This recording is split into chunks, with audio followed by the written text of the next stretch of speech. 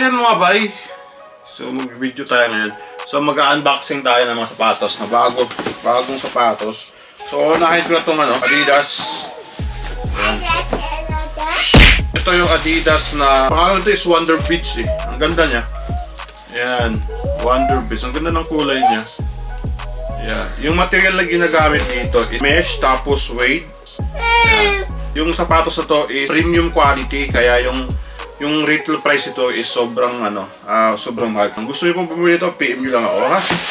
Ito, nabenta na natin ito. Next unboxing natin is bagong sapatos din to. Adidas shoes. Ito naman is Stan Smith Branded. Ayan.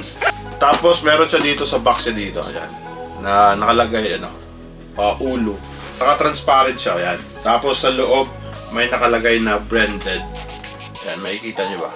Yung tissue paper niya branded din nakalagay. Ito po yung sapatos. Sobrang ganda nito. Quality.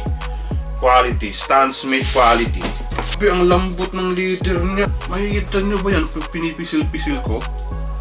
Ang ganda. Ito pala is meron siyang tatlong kulay. So meron brown. Ito dark green.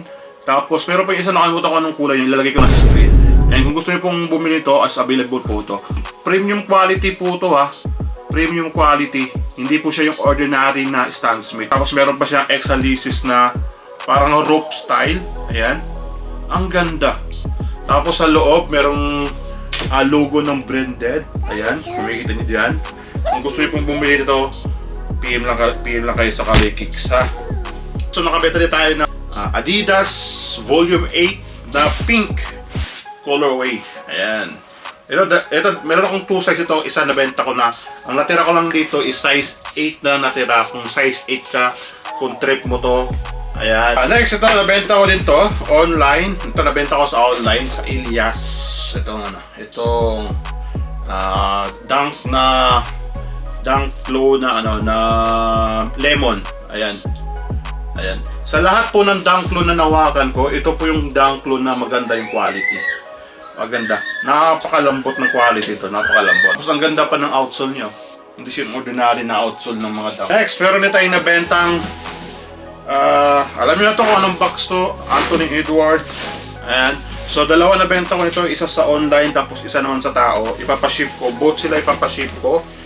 Ayan. Kasi yung nakabili ito taga France lang din. Pinoy. So, nasold ko na siyang 150. Tapos yung isa na benta ko sa online ng 180. So, goods na din yun. At least meron tayong benta nito.